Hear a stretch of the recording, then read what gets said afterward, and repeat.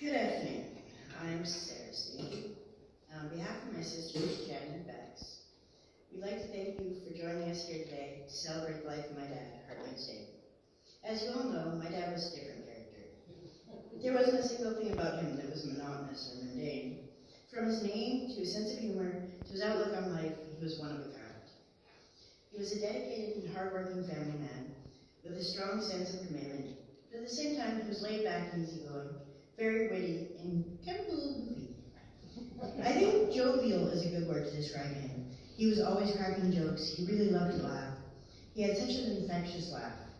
I can remember so many times as a kid where he would say something that was usually something us kids shouldn't be laughing at, but he would be laughing away at his own joke, and you just couldn't help but laugh with him. Mom would usually try to scold him, but she couldn't help cracking a smile either. When he came to Vancouver from Paraguay, he had just turned 5, so he started school soon after. And although he could speak 2 languages, neither of them were English, so it was a bit of a struggle in the beginning. But by the time he finished grade 3, the second time, he had it all figured out. By the time he was a teenager, he made a lot of friends. After high school, he loved going camping and fishing with his friends at places like Paradise Lake. And although his group of friends would spread out over the years, he still managed to stay in touch. And a few years back, he got to go for breakfast with some of his original crew. I know that meant so much to my dad. It was all he talked about for the longest time afterwards. He told me how groovy it was to see those friends together again. I think it's pretty cool how, even into his 70s, he had friendships that go all the way back to childhood.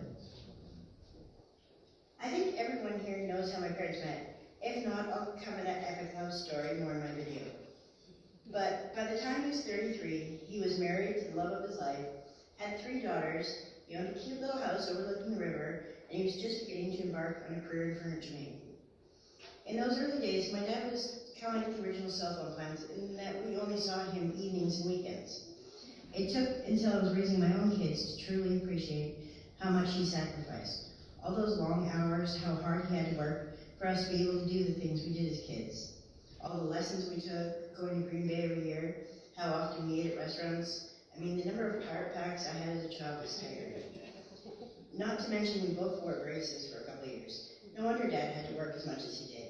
But fortunately, he enjoyed what he did and he was really good at it. I've never met anyone who put so much detail and pride into their work. Sometimes he would let me come into his shop and watch him work. He would spend a whole day just making sure every fold in the fabric was perfect, every thread, every staple. Then he'd proudly take some pictures of the finished product before he'd deliver a couch or chair. I learned a few important lessons from him in that shop that I've now passed on to my kids. Probably the hardest one was that trust is something you have to earn, and if you break it, it can take a long time to earn it back. The one he emphasized the most was whenever you have a job to do for someone else, no matter how big or small, always give it your best work and make sure it's something you can be proud of. Although he worked hard through the week, weekends were for family time. Saturdays in the summer were for yard work. My dad had this thing where he'd shave whenever he cut the grass. So when fall came, he'd stop mowing the lawn for the winter. That's when he'd start growing his beard, and then in the summer, when it came time to start cutting the lawn again, he'd shave it all off. Sundays were about 2 things for Dad, God and golf.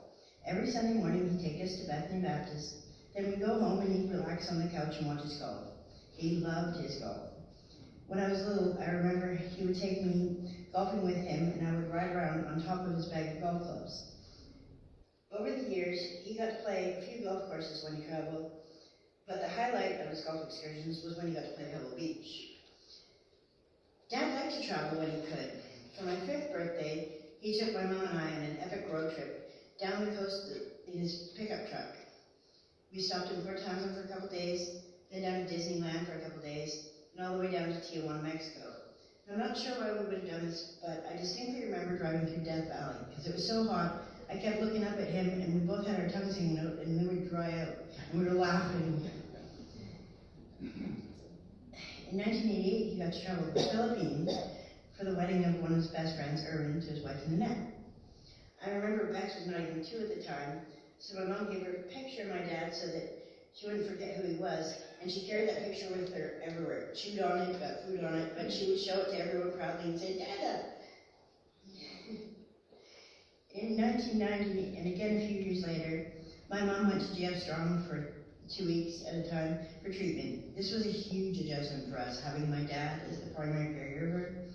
Although, looking back, I'm sure it was actually a lot harder on him than it was on us. But he did a pretty good job and we made it work. In 1994, he won 2 tickets to the Pink Floyd concert. And what he told my mom before we left the house that night was, we'll try our hardest to sell them out front, but if no one will buy them, I guess we'll just have to go to the concert. We get in the van and he says, we're not selling those tickets.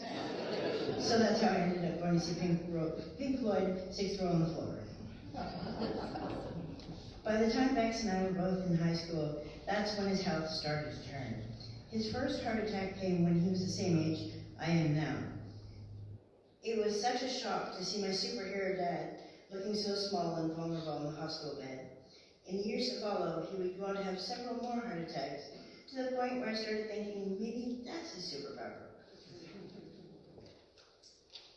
Later that year, he took the 3 of us on a week-long trip to Anaheim, where we visited Disneyland, Universal Studios, and Ellsbury Farm, and for one of the days, we went out to Northridge for the day to visit Larry and Shirley Goy and family.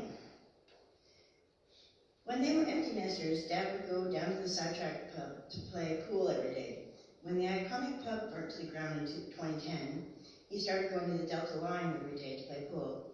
He had a really great group of friends there, and it's nice to see so many of them here today. On October 24th, 2014, when my mom passed away, my dad was devastated, and 5 days later, on what would have been my mom's 57th birthday, my dad had a fairly significant stroke from which he never fully recovered. In 2015, when my family and I were between places, we spent 6 weeks at my dad's during the summer.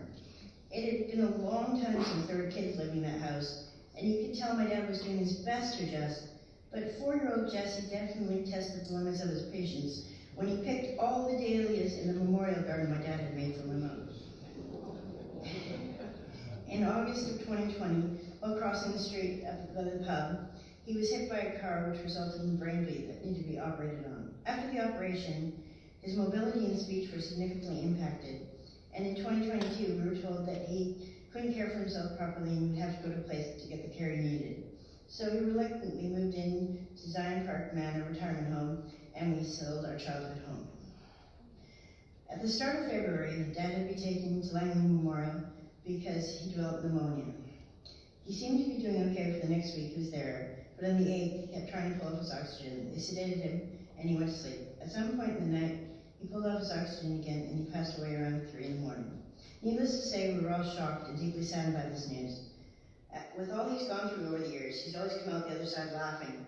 I think I started actually believing he would always be here. Even though we'll of course miss him very much, I think we should all be comforted by the fact that he's reunited with my mom and he's not in constant pain anymore.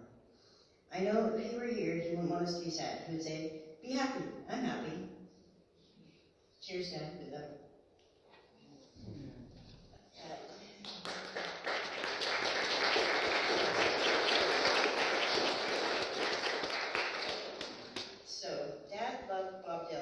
And one of his favorite songs was Knocking on Heaven's Door. My son Joey had been, he'd been learning to play the guitar to play for Ozo. He never got the chance.